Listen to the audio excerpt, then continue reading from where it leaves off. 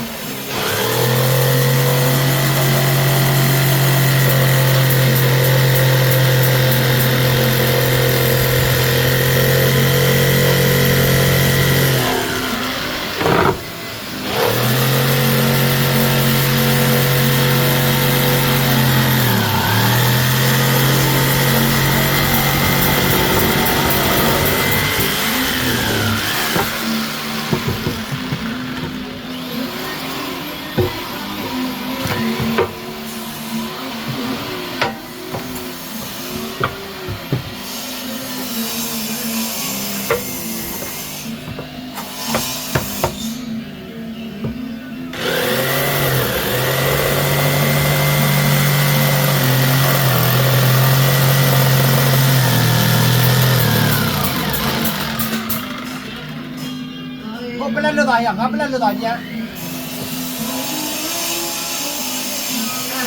ဟမ်ပလက်လွတ်သားလားဟောရ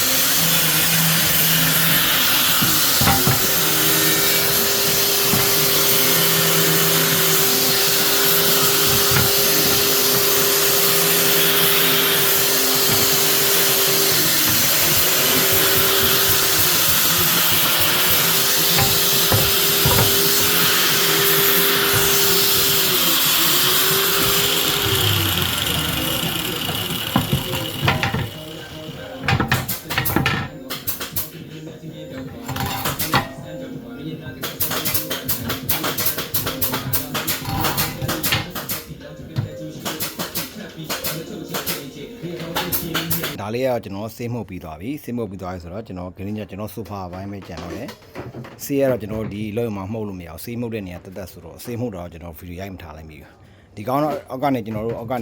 ့ဟိုတင်တာပေါ့အဓိကတော့အပေါက်တွေပတ်တီးလေးပါလိုက်ပြီးတော့ကျွန်တော်တို့အပေါ်ကနေကားခံစီမှုတ်လိုက်တယ်ဗျကားခံစီမှုတ်ပြီးတော့အောက်ကနေအဝါရောင်တကုံးမှုတ်တယ်ပြီးတော့မှပေါ်ကရွှေစည်းမှုတ်တယ်ပေါ့နော်ရွှေစည်းမှုတ်ပြီးတော့ကျွန်တော်လိုက်ကားလေးတင်ထားပါဒီပိုင်းကတော့ပြီးကျွန်တော်ခင်းညကျွန်တော်ဆိုဖာလောက်တာလေးကျွန်တော်ထပ်ပြပေးမှာပေါ့နော်ဒါကတော့ဆေးပိုင်းဆိုင်ရာလေးတော့ပြီးသွားပြီဒီပိုင်းဆိုင်ပြီးသွားပြီဆိုတော့ကျွန်တော်တို့ဆိုဖာလောက်တာညအသေးသေးကျွန်တော်ရေးပြပြီနော်တစ်ခုချင်းပေါ့လေတချို့ဟာတွေဟိုအရန်နည်းနည်းလေးဟိုဆိုဖာလေးကိုကျွန်တော်တာကျိုးဆွဲကျိုးသိန်းဆွဲတာလေးကြကြနာကျင်ရကောတော့တာအကုန်ကြကြနာကျွန်တော်တခါလေးရိုက်ပြပြီမယ်နော်ဒါလေးကတော့ဆေးပိုင်းဆိုင်တော့ပြီးသွားပြီအရန်တော့မိုက်ပါတယ်ဒါဆိုလုံးဝကြွတ်တယ်နော်ဟုတ်ကဲ့ကျေးဇူးပါကောနော်ဆေးရတော့ကြောင်းတယ်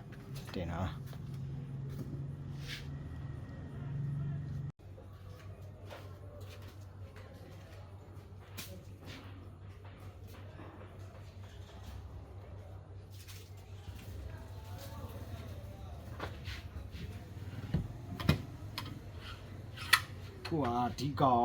ကောင်ကရွှေအောင်ခုံရဲ့အထိုင်ကျွန်တော်မနေ့ကရထားပြီးသားအထိုင်ရထားပြီးသားဖြစ်တယ်ဒီကောင်ကို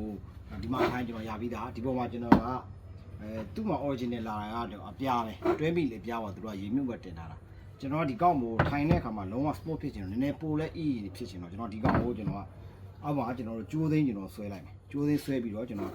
ဟိုပြစ်မှာလေကျိုးသိန်းဆွဲမှာဒီကျိုးသိန်းကိုကျွန်တော်ဆွဲမှာအဲ့တော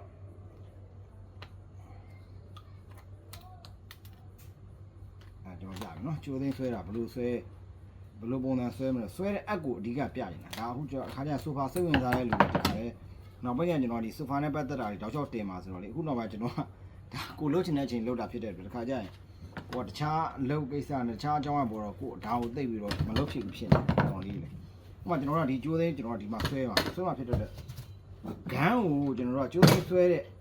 က်ကိုအရင်ကျွန်တော်ရှင်းပြလိုက်မယ်နော်ဒါက stapler app ပေါ့ stapler pin app ပေါ့ဗျာဒီကောင်ကကျွန်တော်ကျိုးသိန်းဆွဲဖို့တက်ဒီကောင် marketer ဒီကောင်เนี่ยကျိုးသိန်းဆွဲမဲ့ဆိုဒီမှာ30ဒါအမှန်ပြောရတာ30 73ပေါ့အရှိရလေလားဥပမာကျွန်တော်တို့ stapler ရိုက်တဲ့လက်ရိုက်တဲ့အပ်တွေရှိရမလားလက်ရိုက်တော့18တို့ပါတော့လေအဲ့လားပဲသူကဟိုဒီကောင်ဆိုရင်30 73ခါကျရင်လိုက်စပါကင်းနဲ့73 8တော့73 6လို့ရှိရမလား73ဆိုအမြင်ပေါ့ဒီကောင်ကျတော့ဒါ30ကို73ဆိုအရှိသူကဒီကောင်ကျတော့30နော်38ဒီကောင်ကျတော့အဲ့ကောင်ကျတော့ဒါကကျတော့လဲသားတွေပဲရိုက်တဲ့ခါမှာသုံးတာတူတယ်နော်ဒီကောင်ကျတော့ကျွန်တော်တို့ကျိုးရိုက်တဲ့ခါမှာကျတော့ဒီကောင်ကိုသုံးတယ်ရှေ့တယ်ဒီကောင်ကကျွန်တော်ကကျိုးရိုက်ဖို့သုံးတယ်ဒီခန်းကိုသုံးတယ်ဒီခန်းကိုမှာကျိုးရိုက်ဖို့သုံးတာကျတော့ဒီကောင်ကျတော့ကျွန်တော်တို့ကသူကဒီမှာဒီကောင်းမှာသူကရှာထိန်းရနေရမှာပေါ့ဒီကောင်းရှာတခါတည်းအမြုပ်ဝင်သွားတော့အမြေပင်ကြီးအမြုပ်ဝင်သွားတာဒီကောင်းကိုတခါတည်းသူကအထိုင်မှာပြုတ်သွားတာသူ့မှာဒီကောင်းကမြုပ်နေမှာဖြစ်မှာအဲကောင်းကြတော့နော်ဒီကောင်းကျတော့ကျွန်တော်တို့လဲသားပဲရိုက်တဲ့ခါမှာစိုက်ပဲရိုက်တဲ့ခါမှာသူဒီကောင်းကိုသုံးတယ်ဒီကောင်းက30ဒီမှာ18တို့16တို့သုံးတယ်နော်ဘာကြောင့်သုံးလဲဆိုတော့ဒီကောင်းကဒီမှာကျွန်တော်တို့ဒီမှာအေကီလေးနဲ့အတိုးလျှော့လုပ်လို့ရတာရှိတယ်အေကီနဲ့တို့အရန်လဲသားပေါ့ဆိုရင်ဒီကဒါလေးဆိုကျွန်တော်မှကြီးနည်းနည်းရှာလေးကိုနည်းနည်းလေးတူထားတွေ့တော့မလားရှာလေးကိုနည်းနည်းလေးကျွန်တော်တို့ရှည်ထွက်ထားတာဒီရှာကိုတူဒါလေးကိုအတိုးလျှော့လုတ်ကစားလိုက်ရပြဒီကောင်ကိုလဲသားဆိုရင်ပြတ်သွားမှာဆိုလို့ပြတ်သွားမှာဆိုရတဲ့ဒီကောင်ကိုကျွန်တော်တို့ကရှာလေးကိုရှေ့ပလေးနည်းနည်းထိုးထားတော့သူလဲသားလေးအမြုပ်လေးကွက်တီလေးပဲသူကတင်တယ်လဲသားလေးအမြုပ်ပဲသူကလောက်ထားအဲ့ဒါဘောပဲအဲ့တော့ဒီကောင်ကျတော့ကျွန်တော်လဲသားပဲရတဲ့ခါမှာသုံးဒီကကျတော့ကျွန်တော်တို့ဒီတာရွေးရတဲ့ခါမှာသုံးတာရွေးရတဲ့ခါမှာဒီမှာတာရွေးကိုကျွန်တော်တို့လောက်ပုံမှန်လေးပဲကျွန်တော်ရိုက်ပါတော့ဒါအခုသုံးတဲ့ခန်းအောင်ပြောတာတာရွေးရရင်ကျွန်တော်30ကျွန်တော်30ဒါဆို33ပေါ့33ခန်းနဲ့ခန်းနဲ့လည်းကျွန်တော်သုံးနော်ဒီမှာဖြုတ်ရတွေပါဒါဆိုရင်ဒါကျွန်တော်တို့ဒါဆိုကပလေယာနဲ့ဖြုတ်တာမဟုတ်ဘူးဒီမှာဒီຢာလေးဖြုတ်တဲ့ဟာလေးကတက်ရှိတယ်မဟုတ်လားပလေယာအပြောင်းသွေးထားတာမဟုတ်ဒီကောင်းတစ်ဖြုတ်ကတက်လာတယ်ကောင်အဲ့ဒီပါလေးဖြုတ်ဖို့ရတယ်ကောင်နော်ဒီကောင်လေးဖြုတ်ဒါကျွန်တော်ရိုက်ရတာနော်ဒါဘရောင်းကျွန်တော်ဒါရိုက်မှာပြီးရင်ဒါဒီကောင်လေးရိုက်တာလည်းကျွန်တော်ရိုက်ပြထားပြီနော်အရှိတော့ကျွန်တော် YouTube channel မှာ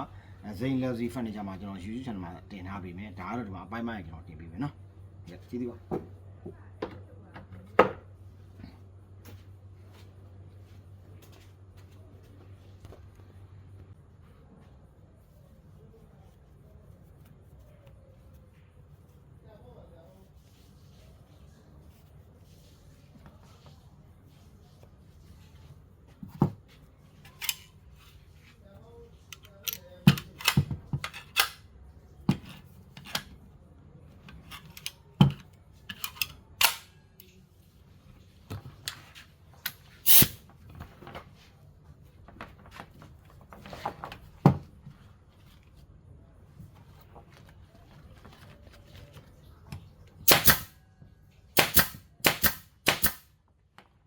အဲ့ရိုက်တဲ့အခါမှာလည်းဒီလိုစောင်းလေးရိုက်ရှိ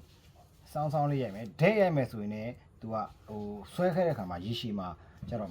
ခိုင်မင်းမှုအားနေတယ်ဒီလိုတက်ရိုက်ချင်တယ်ခိုင်မင်းမှုအားနေတယ်အဲ့ကိုကျွန်တော်တို့စောင်းလေးရိုက်ပြီးရင်2ခေါက်ပြန်ရိုက်မယ်ဒီကောင်နော်တစ်ခေါက်တည်းဆိုရင်ပြည်သွားနိုင်တယ်အစတွေထွက်သွားနိုင်တယ်အဲ့တော့ဒါ2ခေါက်ပြန်ရိုက်မယ်3ချက်လောက်ပဲရိုက်အောက်3ချက်အပေါ်3ချက်ဆိုရမယ်နော်ပြီးရင်ဒီကောင်ကကျွန်တော်တို့ဒီမှာတင်းတင်းလေးဆွဲလိုက်မယ်နော်ဒီကောင်တင်းတင်းလေးဆွဲမယ်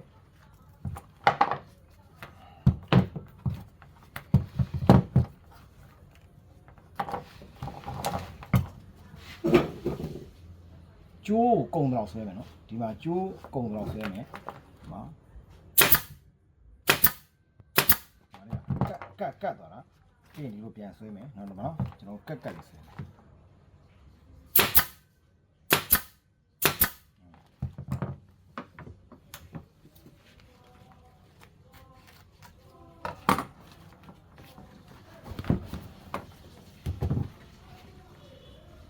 ဒီမှာကွာဝေးကကျွန်တော်လက်နှလုံးလောက်ပဲချားမယ်လက်နှလုံးလောက်ပဲချားမှာနော်ဒါလက်နှလုံးပဲချားမှာလက်နှလုံးလောက်ပဲချားမယ်ဒီမှာတစ်ချက်ကိုကျွန်တော်ရိုက်ပြီဒီမှာလက်နှလုံးချားမယ်လက်နှလုံးလောက်ပဲချားမယ်အဓိကတချို့တွေရောကောင်းရကိုကကောင်းလေးလုပ်ချင်တာတွေလက်နှလုံးလောက်ပဲချားမယ်စောင်းလေး3ချက်ပဲပြည့်မယ်ဒီမှာပြီးရင်ဒီဘက်ကိုပြန်ခောက်မယ်ဒီမှာရိုက်မယ်နော်ရိုက်မယ်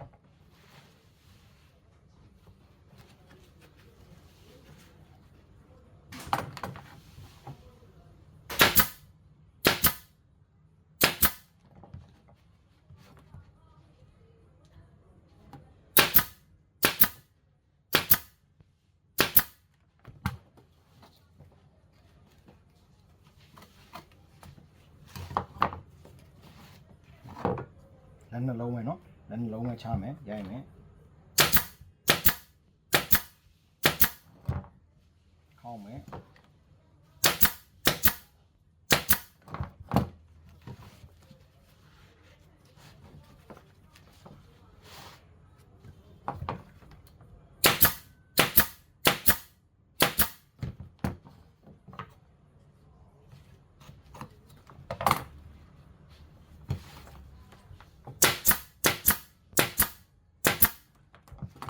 ဒီကောင်လည်းဒါဆိုချဲရပြီပြီးရင်ဒီဘက်ကိုပြန်ပြီးတော့ဒီလိုထပ်တဲ့အခါမှာဒီလိုမျိုးရှာတော့ပြန်ထပ်မယ်ကျွန်တော်နော်ဒီလိုမျိုးထပ်သွားမယ်เนาะဒီလိုမျိုးတစ်ခုအထက်အောက်ထပ်အောက်ပေါ့ဘဲပြန်ညာပြန်လေးထပ်သွားမယ်เนาะသူကဘဲပြန်ညာပြန်လေးတစ်ခါအဲ့လိုမျိုးထပ်သွားမယ်ဘဲပြန်ညာပြန်ထပ်သွားမယ်ပြီးရိုက်မယ်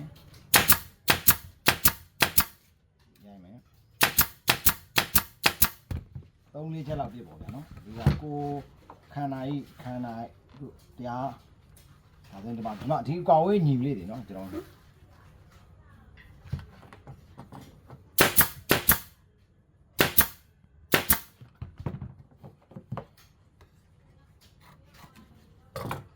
ခေါင်းမယ်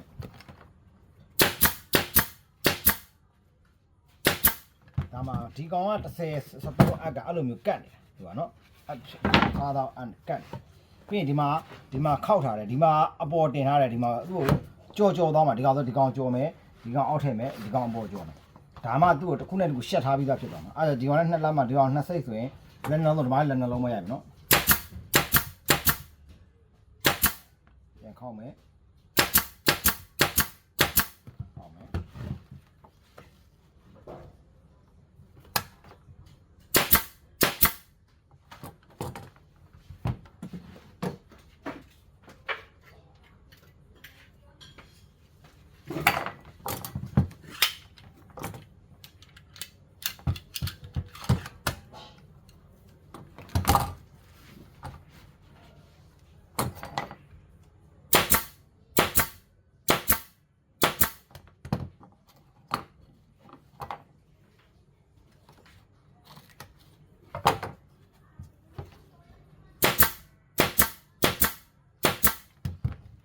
ဒါကြောင့်ဒီမှာထပ်ကြော်မယ်နော်ဒီကအောက်မှာပြန်ထပ်မယ်သူကတစ်ဆင့်ခောက်ချင်းမယ်နော်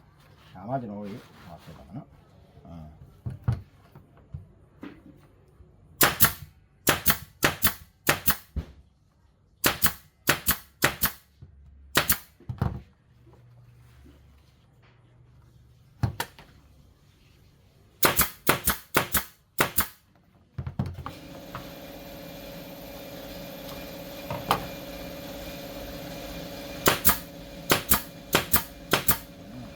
ဆိုရင်ဒီကောင်တင်းတင်းလေးနဲ့ဒါအေးအေးဆိုတော့ဆောက်ဖြစ်တယ်နော်ဒီကောင်လေးနော်နော်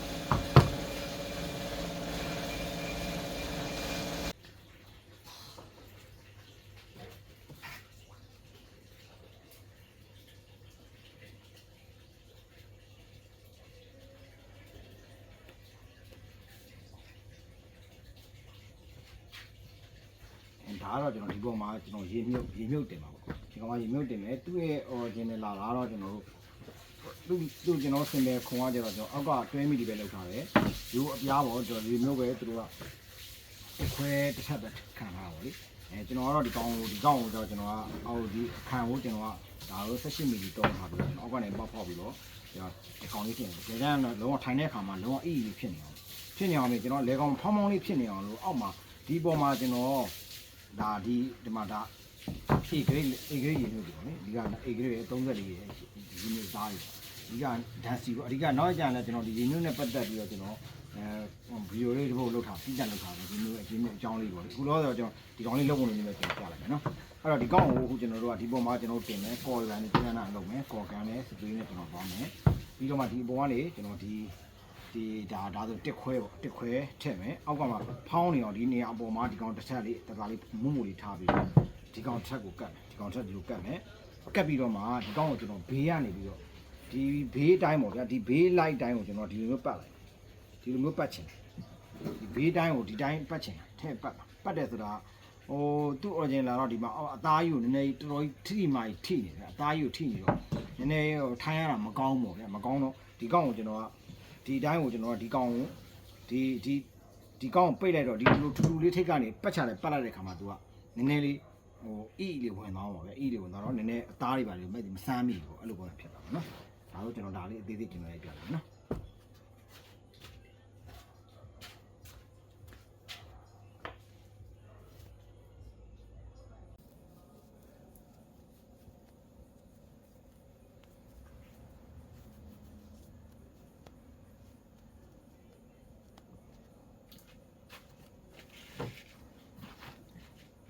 ကျွန်တော်ဒီပုံမှာကော်လေးနဲ့လောင်းမယ်ကော်လောင်းမယ်ဆိုတော့ဒီကောင်ကကော်ကဖြန်းကော်ပေါ့နော်ဖြန်းကော်မျိုးဆိုတော့ကျွန်တော်လောင်း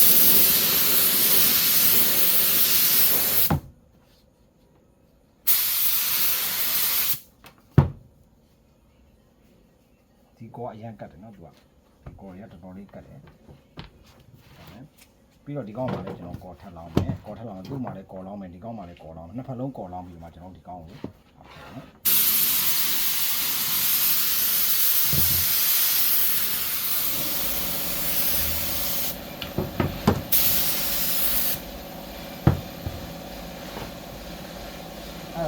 နော်ဒီမှာကျွန်တော်ဒီကောင်တင်တဲ့အခါမှာအရေးကြီးတယ်ဒီကောင်တင်တဲ့အခါမှာဒီကောင်ကကျွန်တော်တို့ဒီဘက်ချမ်းတွေကိုအခါရဲကွတိအင်ကတ်တာအဲ့ဒါလည်းဒီမှာဒီနှခမ်းတွေကိုအညီကတ်ပြဒီမှာဒီနှခမ်းတွေအညီလိုက်ကတ်တာအဲ့တော့တစ်ဖက်ဘက်ကိုအညီယူလိုက်ဒီမှာကျွန်တော်တို့ကဒီဘက်ချမ်းရဲ့အညီပြီးမှဓာတ်နဲ့ပြီးထုတ်တယ်အဲ့တော့ဒီမှာချမ်းတဲ့ကိုအညီယူကတ်နော်ငါ့ကိုဖိကတ်လိုက်နော်ဖိကတ်လိုက်နောက်ဆိုရင်ကျွန်တော်ဖိကပ်လာရပြီ။နောက်ပြီးတော့မှကျွန်တော်တို့တွေလိုက်ပြီးတော့ဟောလုပ်ပြီ။နော်ဒီမှာနောက်ဖိကပ်လို့ရပြီ။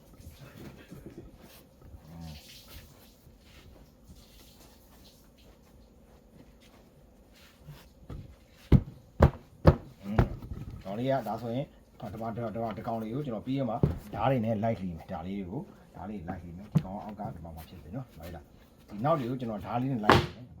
နော်။ဒါဆိုရင်ထိုင်တဲ့အခါမှာဒီကောင်ကြည့်လိုက်ဒီကောင်ရဲ့အီဆက်မှုကဒီမှာပြန်ပြီးတော့လုံးဝတင်းတင်းတောင်းတောင်းနဲ့အီရမဟုတ်ဒီကောင်ဆိုရင်အရန်အီသွားဒီကောင်နော်ဒီကောင်ရဲ့အီပုံအင်ကြီးကအရန်ကွာတယ်ထိုင်တဲ့အခါမှာ fitting လဲလုံးဝကျတယ်ဒါဆိုလုံးဝဖောင်းဖောင်းလေးဖြစ်နေမှာသူကနော်အောက်ကျွန်တော်တို့ဓာတ်နဲ့လီမယ်ဘေးကိုကတ်မယ်နော်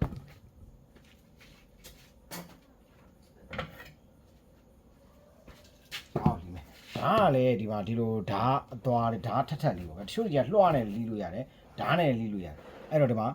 ကျွန်တော်ဒီဘက်ဘေးမှာဒီကောင်ကကျွန်တော်ဒီမှာလာကတ်မှာဖြစ်တဲ့အတွက်ဒီမှာဒီလိုလာကတ်မှာကျွန်တော်တို့နော်ဒီလိုလာကတ်မှာဖြစ်တဲ့ဒီမှာကွက်တိညီလေးဖြစ်ရပါနော်အဲ့တော့ဒီကောင်ညီလေးကျွန်တော်လှီးမယ်ဒီကောင်ညီလေးကျွန်တော်လှီးမယ်ဟုတ်နော်ဟာသူတက်လေးလှီးမယ်နော်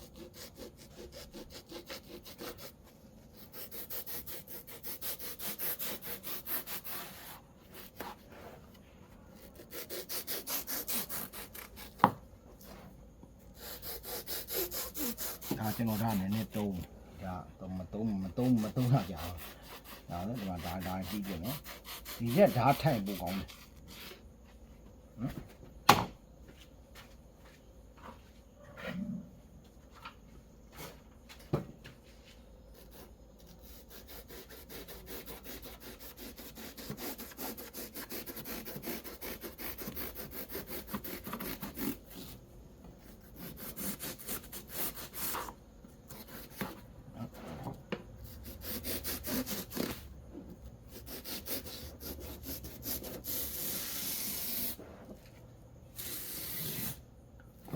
အမှန်ဒီလိုတစ်ဖြောင်နဲ့လှီးတာကောင်းတယ်ဖော်လှီးတာလေအဲ့လိုမျိုးတစ်ဖြောင်နဲ့လှီးပြတာပိုကောင်းတယ်တစ်ဖြောင်နဲ့လှီးပြဒါဟုတ်လေတစ်ဖြောင်နဲ့လှီးပြနော်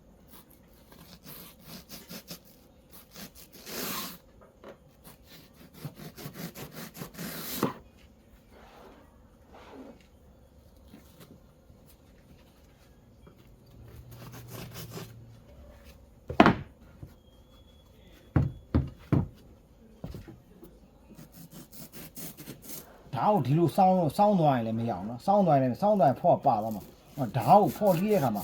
ဒီလိုတက်ပဲလှီးဖို့ရေးကြည့်မတက်ပဲဒီလိုတစ်ဖြောင်နဲ့လွှဲဆွဲလှီးချရင်ပိုကောင်းတယ်ဒီလိုတစ်ဖြောင်နဲ့ဆွဲတက်တစ်ဖြောင်နဲ့ဆွဲတော့အကောင်းဆုံးပဲတက်အမှန်ဖော်လှီးတာဒါကျွန်တော်ထားမပြတ်ဘူးနော်ပြတ်ရင်ပိုကောင်းတယ်တက်တစ်ဖြောင်နဲ့ဆွဲလှီးချတာတစ်ဖြောင်နဲ့ဆွဲလှီးချသေးတာမဟုတ်လားအဲ့လိုကအကောင်းဆုံးပဲနော်စတော့လို့ဒီလိုမျိုးချီကပြီးတော့အဆင်မပြေဘူး။ဒါတော့ဖော့တစ်ခါပြီးဒီမှာဒါတစ်ခါလေးဒီမှာဒါညှိနေတာညှိမယ်။ဒါလေးကျွန်တော်ညှိနေတာညှိမယ်။နောက်ပြီးတော့အရေးကြီးတော့အဲ့ဖော့ဒီဓာတ်တွေမှာအဲ့ကော်တွေကတ်ချင်တယ်မကောင်းဖြတ်လို့မကောင်းနော်။အရေးကြီးရယ်ကော်တွေကတ်ချင်တယ်ဖြတ်လို့မကောင်း။ဟုတ်ပါဒါဆိုရပြီ။ဒါဆိုရင်ဒါဖောင်းလေးဖြစ်သွားပြီ။ဖောင်းလေးဖြစ်သွားပြီနော်။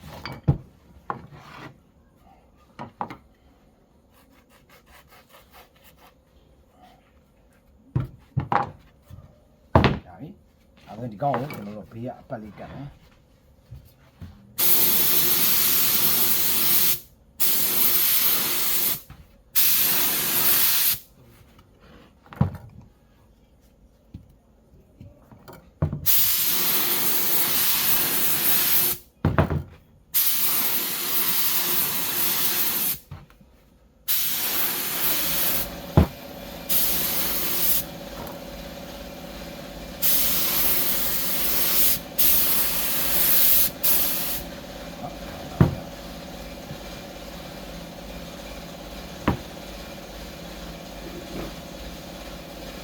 အဲ့မှာကျွန်တော်တို့ရှေ့နောက်ကိုယဉ်ကြည့်နော်ဒါဆိုရင်ကျွန်တော်ကအစရှေ့ထားမှာဖြစ်တဲ့အတွက်ကျွန်တော်ဒီကောက်ကိုအဆက်မထားခြင်းဒီကောက်ကအနောက်ဖုံးရဲ့နောက်အဲ့တော့နောက်ကနေပဲစတယ်နော်နောက်ကနေစတယ်ရှေ့မှာကျွန်တော်ကအညီကတ်မှာဆိုတာအပေါ်နှခမ်းလေးနဲ့အညီကတ်မှာနော်အပေါ်လေးနှခမ်းလေးနဲ့အညီကတ်မှာအပေါ်နှခမ်းလေးနဲ့အပေါ်နှခမ်းလေးနဲ့အညီကတ်မှာအပေါ်နှခမ်းနဲ့အညီကတ်တာနော်ဟိုမှာပေါ်နှခမ်းနဲ့ညီကတ်မှာအပေါ်နှခမ်းလေးနဲ့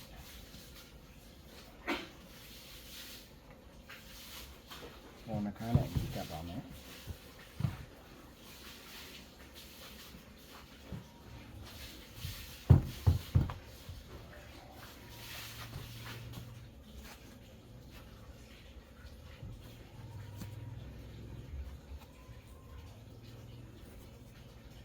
ဒါနောက်မှာနော်ဒါနောက်မှာပဲကြာတယ်နော်ဒါပဲအပေါ်နှခမ်းနဲ့အညီဖြစ်သွားပြီဒါဆိုဒီလိုကတ်မယ်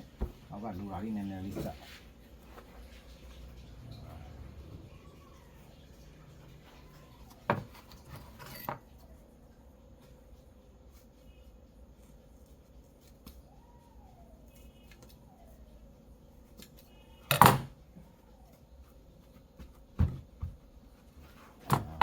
ါဆိုရင်တော့ဒါပဲဒါဆိုထိုင်တော့ကကျွန်တော်ပြီးသွား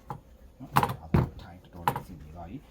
အနောက်မှာပို့တာပြဿနာမရှိနောက်မှာကျွန်တော်တို့ခောက်ရိုက်မယ်ဒါကြီးနောက်မှာပြဿနာမရှိဘူးเนาะကျွန်တော်တို့ခောက်ရိုက်မယ်ဒါဆိုရင်အထိုင်တက်မှာပြီးသွားပြီကျွန်တော်တို့ဒါဆိုရင်ဟိုလောက်ရမယ်ရေဟိုအပေါ်ကနေလဲတာကျွန်တော်တို့ဖြတ်ရတာမယ်เนาะ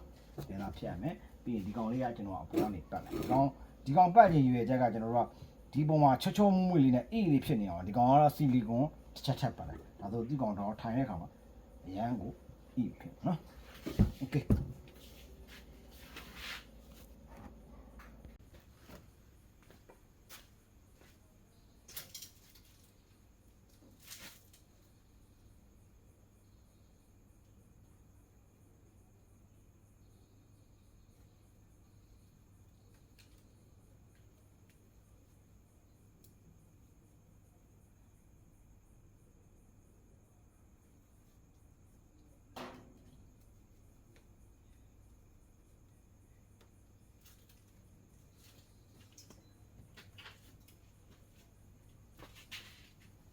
ကျွန်တော်အစားတော့ဒီကောင်းကိုလည်းကျွန်တော်ပေါက်ဖောက်ပြီးတော့နောက်မှာကျိုးသိန်းလေးထည့်မှစိတ်ကူးသေးတယ်ဒါပေမဲ့တကယ်တမ်းကျိုးသိန်းထည့်ရင်တင်းသွားမှာတော့ဒီကောင်လည်းကျွန်တော်တွဲမိလေးပဲရှိတော့သူ့ရဲ့ဘောင်ထဲကလည်းတွဲမိလေးအတင်ပဲကွက်တိဖြစ်မှာအားကြောင့်ကျွန်တော်ဒီကောင်းတော့ကျိုးသိန်းဖောက်တာအမိဆိုတော့လည်းအထိုင်တော့အဲ့လောက်ထိဣဒီယာမလို့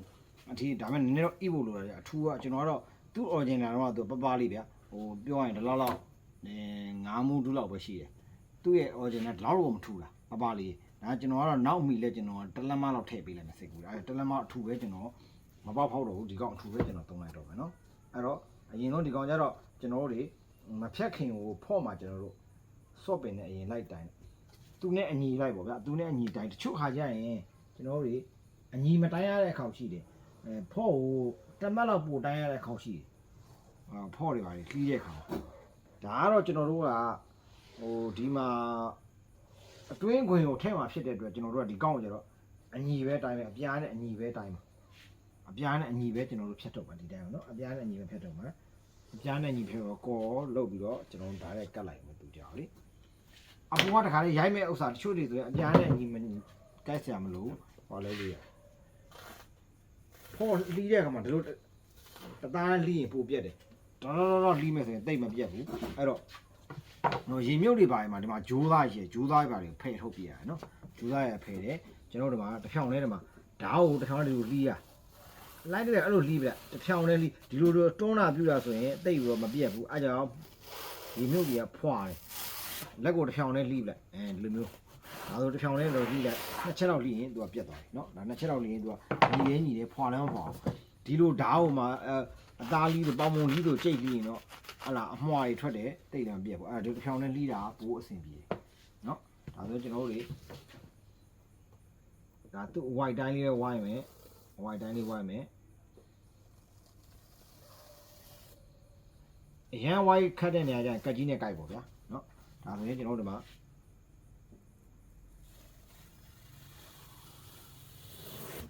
နော်ဒီမှာနော်တစ်ဖြောင်လဲကျွန်တော်လှီးပါတယ်နှစ်ချက်ဆိုပြက်ပြီလားနှစ်ဖြောင်လဲလှီးရနော်အရန် white ခတ်နေရဆိုကတ်ကြီးနဲ့ကိုက်မယ်ဒါဆိုကျွန်တော်ဒီမှာဒီကနေကျွန်တော်ဖြတ်ချပါတယ်ပြီးရင်နော်ဒီမှာကျွန်တော်ဖြတ်မယ်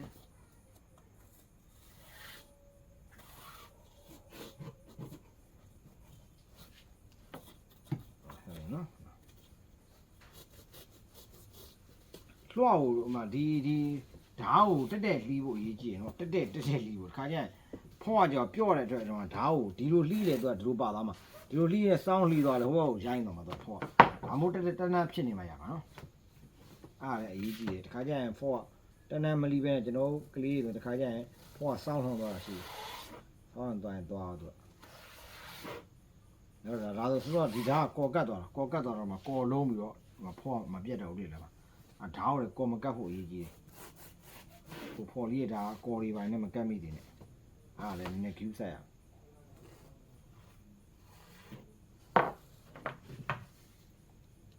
အောင်ဝိုင်းမှာ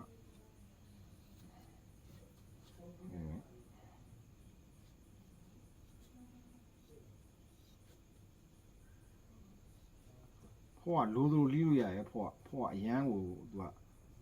ကောက်ကွယ်လိုလိုလီးလို့ရလိုလိုလုံးလို့ရတယ်ဖော့ကြတော့လိုလိုလီးလို့ရပို့ပြီးတော့သတိထားရတယ်ထားကြီးမှာအကောင်လေးတွေခါကြရင်ကျွန်တော်ညီမနေတွေပါလေအတစ်တွေပါဆိုဖော့လီးရင်တင်ပေးတာဒါဆိုရပြီဒါဆိုရရင်ကျွန်တော်ဒီမှာရှင်းတော့ဒီမှာဒီပုံမှာဒါလေးကတ်မယ်ဒါလေးဖော့ကတ်ပြီးတော့ရေမြုပ်ကတ်ပြီးခါလေးကျွန်တော်ကတ်လိုက်တော့မယ်နော်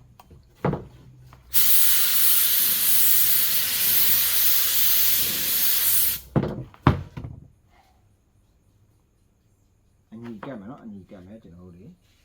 ဒါဆိုရင်ကွက်တီတော့ပဲဖော့ဆွဲကတ်လို့လည်းရတယ်သူဒါဆိုရင်ဆွဲကတ်လို့ရပြီဒီကကွက်တီလေဒါဆိုရင်မနေ့ကကျွန်တော်တို့ရပြီနော်ဒါဆိုကျွန်တော်တို့ဒီမျိုးကတ်မယ်ရိုက်မယ်ဟောလို့ရပြီနော်โอเคကျေးဇူးပါ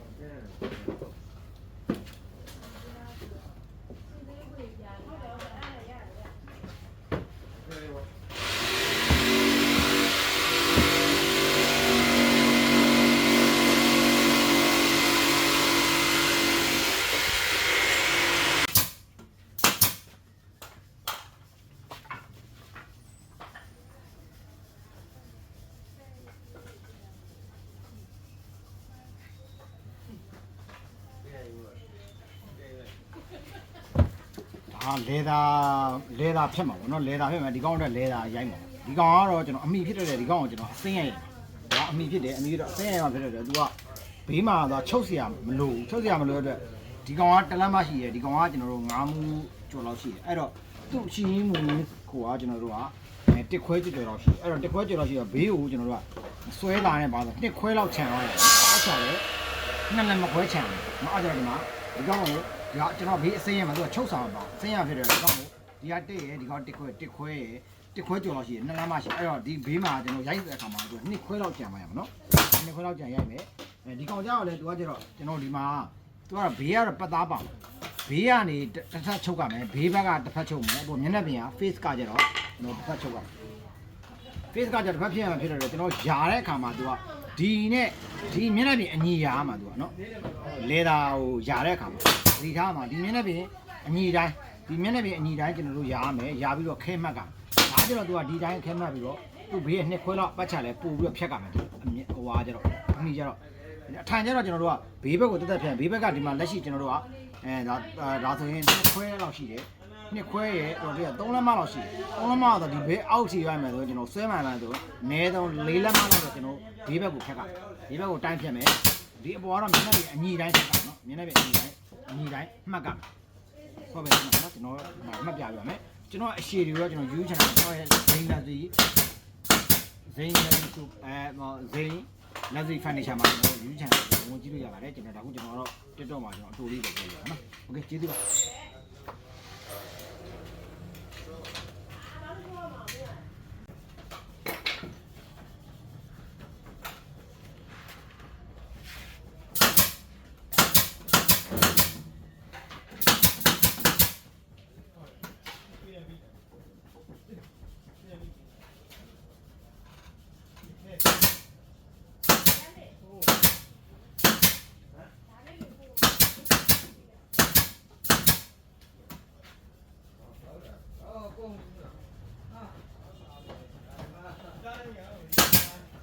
နှစ်လမ်းမှာ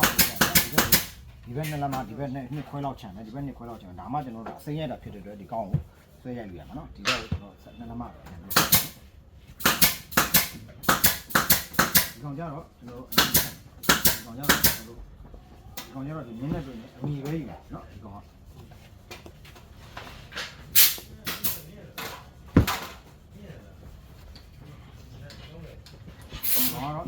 ညီယူမယ်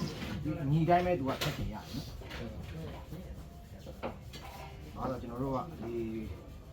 ဘေးမှာဘေးဘက်တစ်ခုလို့ဘေးဘက်တစ်ခုလို့လေလာရွေးခါမှာလည်းတတိထားပါတော့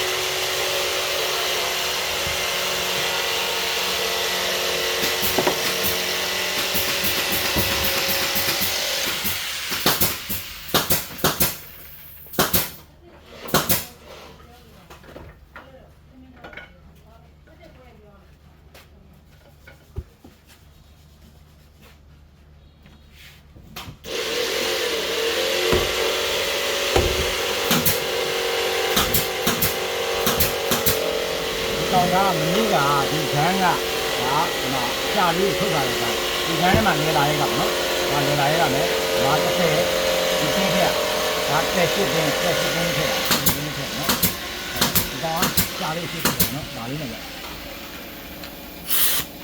တောင်းနေရိုက်တဲ့အခါမှာကျွန်တော်တို့ကဒီမှာဒီတောင်းကို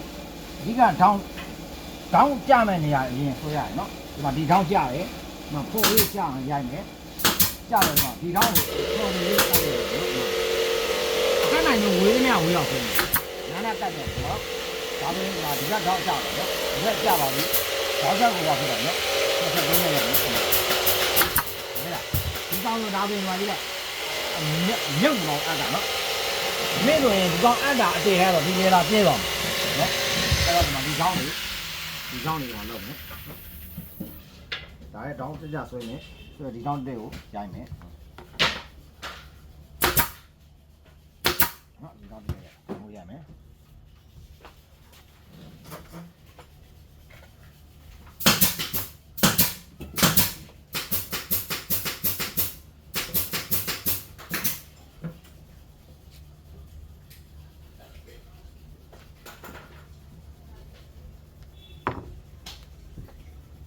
ဒါကိုပြင်ဒီလိုခောက်ပြပါနော်ကျွန်တော်ပ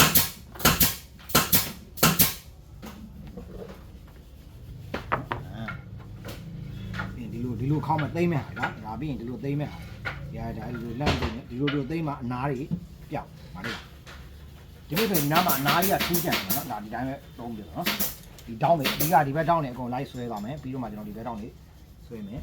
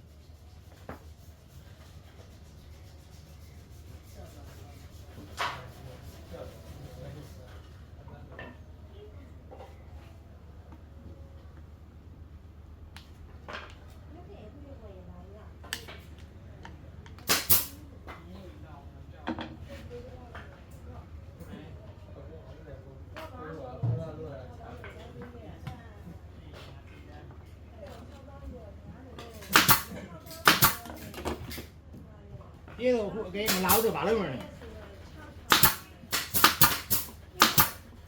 အားရပြေးတော့မလာဘူးဆိုဘာလုပ်နေမှထင်တော့ဂိမ်းတော့နေမှထင်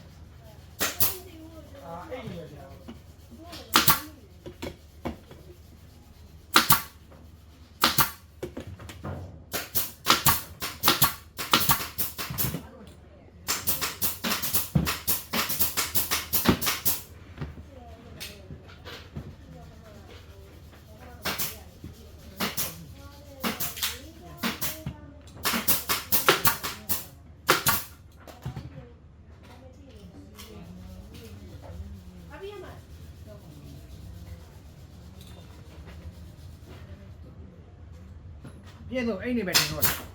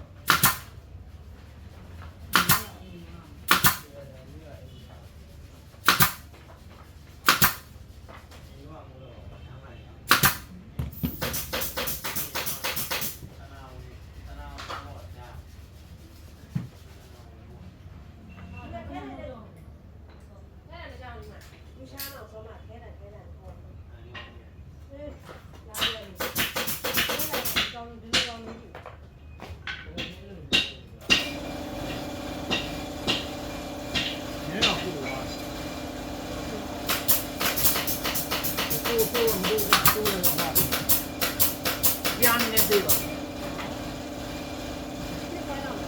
နေပေါ်တော့သုံးလမှလောက်ပဲ က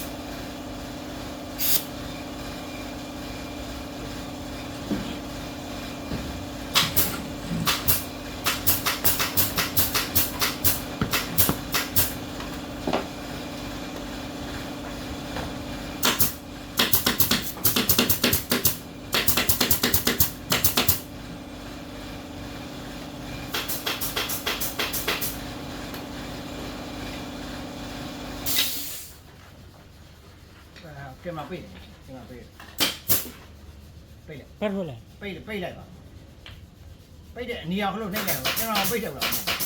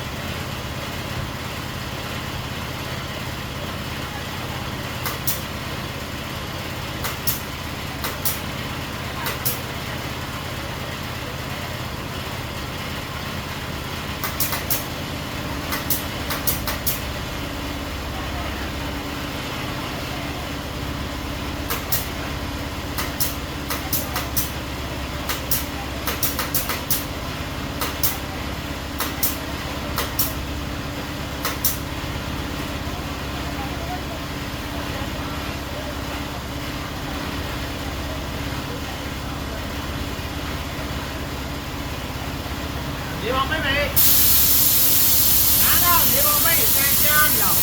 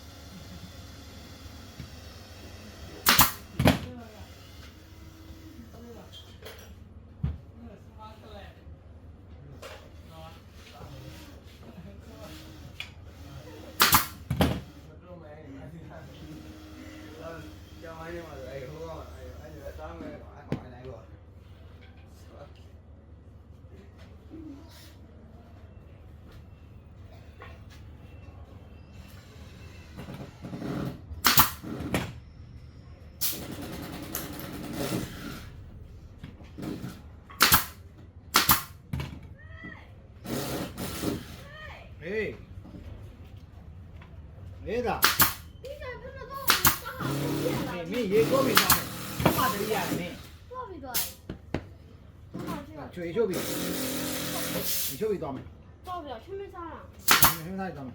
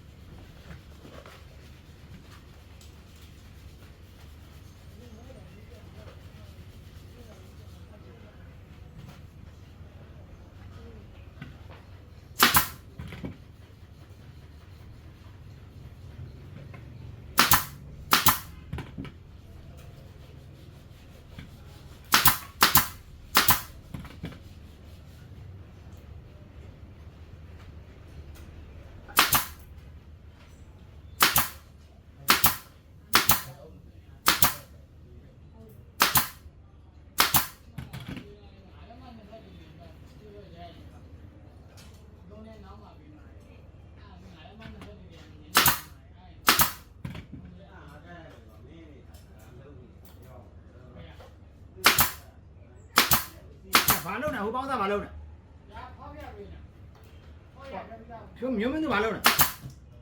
မျိုးမင်းတို့ထိုင်းနေ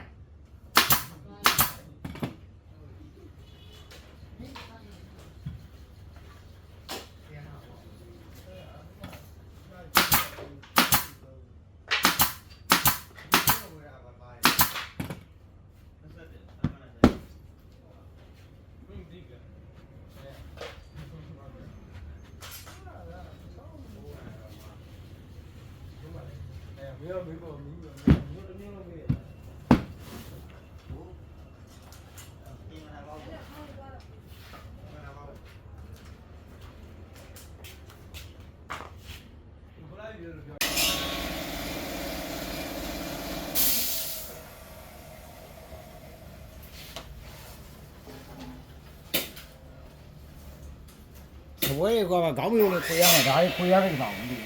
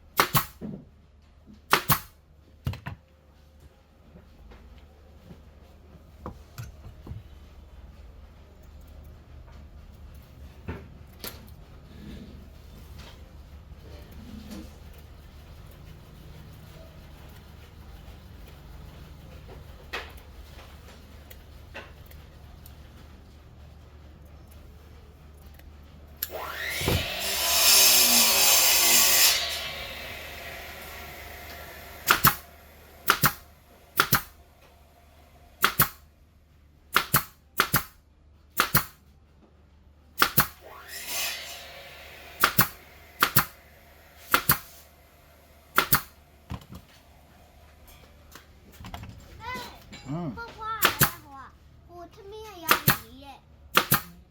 拿给我嘞。 လုံးဝပြီးသေးဘူးဟောပေါ့